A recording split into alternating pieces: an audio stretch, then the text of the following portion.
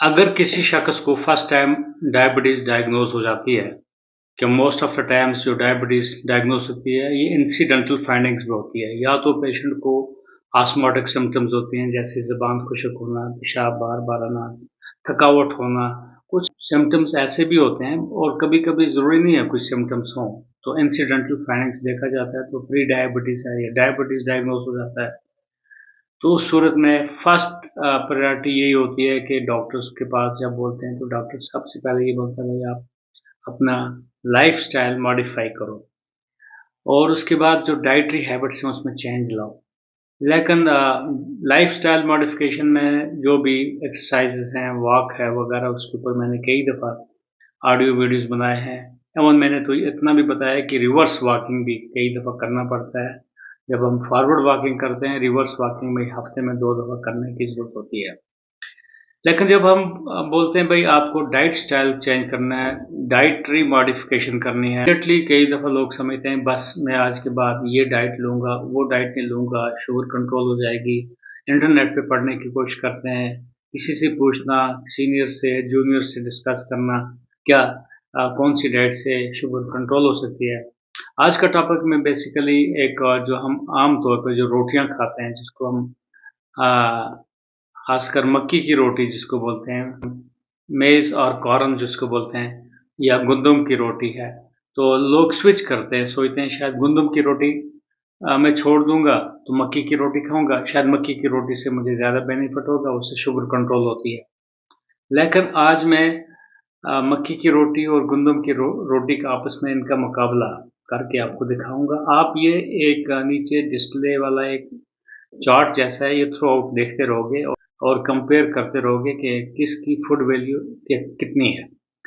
इसके अलावा मैं मक्की के ऊपर एक डिटेल ऑडियो वीडियो बनाऊँगा क्योंकि जो मेज़ ईटर्स हैं, उनके कुछ बेनिफिट्स भी हैं और उनके कुछ नुकसानात भी हैं, जैसे कुछ नियासिन या ट्रिप्टोफैन डेफिशिएंसी वगैरह या उसमें डायरिया, डिमेंशिया, डर्माटाइटिस वगैरह क्या चीज़ें होती हैं, वो भी मैं किसी वीडियो में आपको बताने की कोशिश करूँगा। और ख़ासकर ये या गंदुम की जो रोटी खाते हैं, जिसमें ग्लूटेन ज़्यादा होता है, क्या ग्लूटेन एंट्रोपैथी है, ग्लूटेन का अपना क्या साइड इफ़ेक्ट है। तो बेहतर है दोनों के ऊपर अलग-अलग मैं ऑडियो वीडियो बनाने की कोशिश करूँगा, लेकिन आज मक्की की रोटी और कनक की रोटी या जिसको गेहूँ की रोटी बोलते हैं, ये मैं उस रोटी का बोलूँगा जो प्योर चक्की के आटे की रोटी होनी चाहिए। अब मक्की की रोटी के भी मुख्तलिफ़ किस्म के होते हैं, कोई लाल मकई होती है, कोई पीली होती है, कोई व्हाइट होती है, कोई मिक्स्ड टाइप होती है। गुंदम तकरीबन एक ही टाइप की हमने तो देखी हुई है। सो ज़्यादा पॉपुलर देखा जाए तो गुंदम ज़्यादा पॉपुलर है, ये जी मानने की बात है।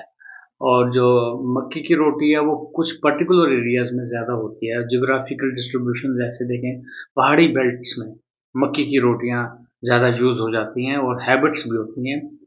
क्या मक्की की रोटी डायबिटिक्स के लिए पर्टिकुलरली मेरा रेफ़रेंस होगा, क्या डायबिटिक्स के लिए मक्की की रोटी बेटर रहेगी क्या या गंदम की रोटी बेटर रहेगी?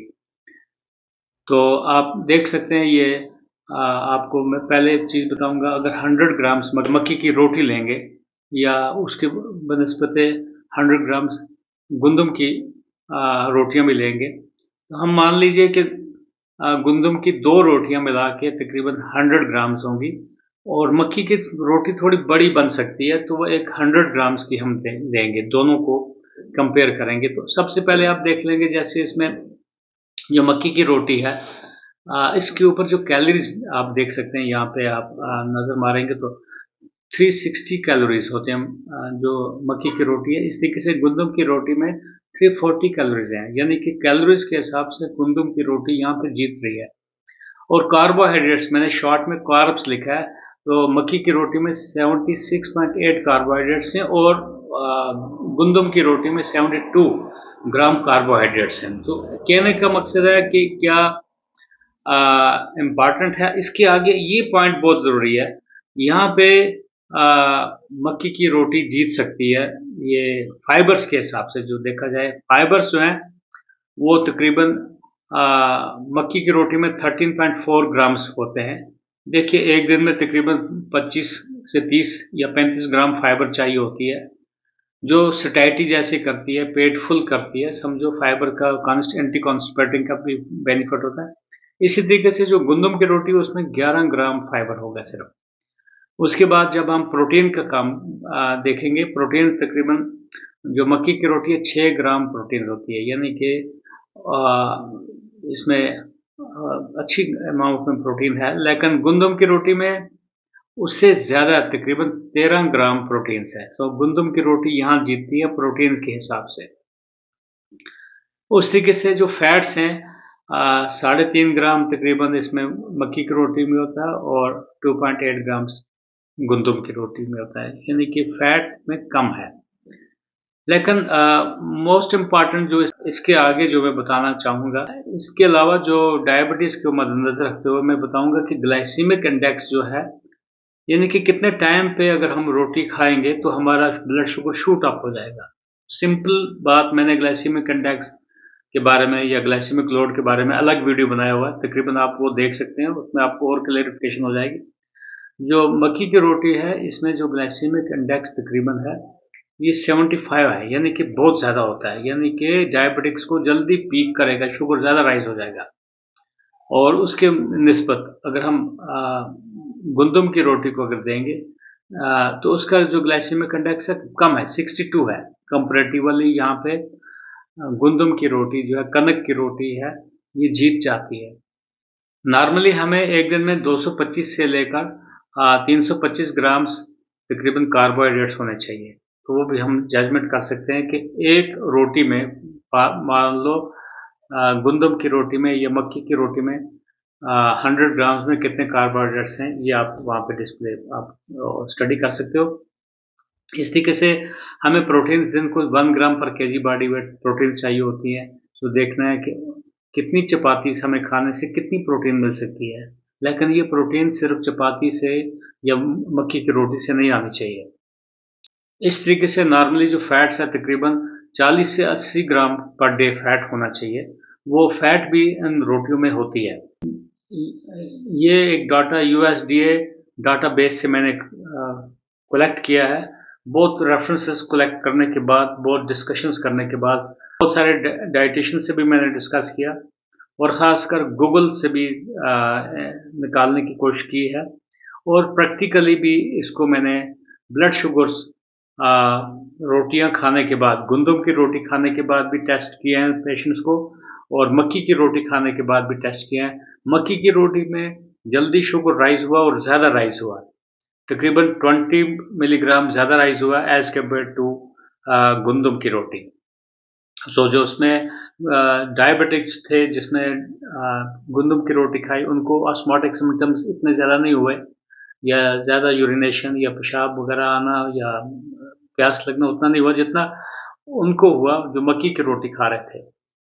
ये मेरा मकसद ये कहने का है कि आप जो ही अगर डॉक्टर साहिबान आपको बताते हैं भाई आपको डाइटरी मॉडिफिकेशन करना चाहिए, तो आप एकदम आप स्विच करोगे गंदम की रोटी से मक्की की रोटी में या मक्की से चले जाओगे गंदम में, ये एक किस्म का धोखा लगेगा। लेकिन इसलिए इनके लिए बेस्ट तरीका है ईट लेस, कम खाना है।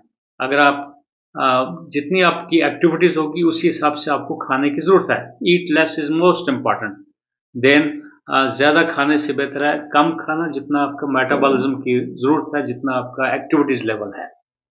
आई एम श्योर आज हमने जो डायबिटीज़ और मक्की की रोटी वर्सेस गंदम की रोटी के ऊपर जो डिस्कस की, तो इसमें तकरीबन गंदम की रोटी तकरीबन जीत रही है। सिर्फ प्रोटीन्स जो हैं वो मक्की की रोटी में ज़्यादा हैं और गंदम की रोटी में आपका ग्लाइसेमिक इंडेक्स कंपैरेटिवली कम है, 62 है, लेकिन मक्की की रोटी में ज़्यादा है।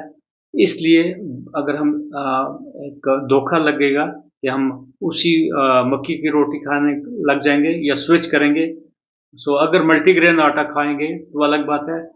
आटे मुख्तलिफ किस्म के होते हैं, जैसे चना आटा, मक्की का आटा, गंदम का आटा अगर आप मिक्स करके यूज़ करेंगे, पकाएंगे, शायद उसमें कोई डिफरेंस होगा। So take the food as medicine, be careful.